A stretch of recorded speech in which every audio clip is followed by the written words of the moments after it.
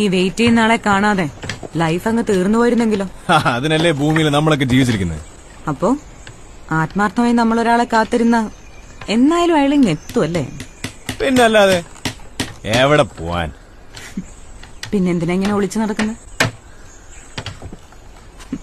സ്വന്തം കാര്യങ്ങളിൽ നിന്ന് ഒളിച്ചോടുന്നവരാ പൊതുവെ ഇങ്ങനെ ബഹളം വെച്ച് നടക്കുന്നത്. അല്ല ഡോക്ടറെ, ഇതിനാച്ചാൽ ഇംഗ്ലീഷ് മരുന്നിന്റെ കുറിപ്പടി പോലെ ഒന്നും അങ്ങോട്ട് പിടികിട്ടുന്നില്ലല്ലോ. പേടിയുണ്ടോ?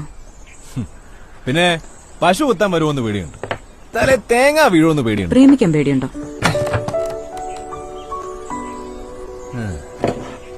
ഒരാൾ ഇഷ്ടമാണെന്ന് പറഞ്ഞാ എങ്ങനെ റിയാക്ട് ചെയ്യും?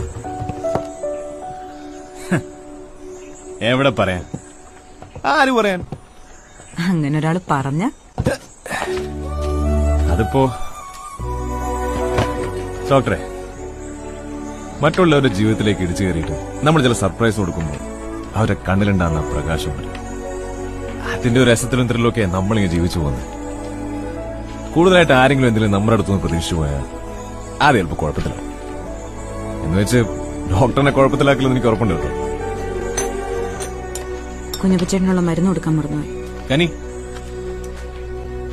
പറയാൻ വന്ന കാര്യം പറഞ്ഞില്ല.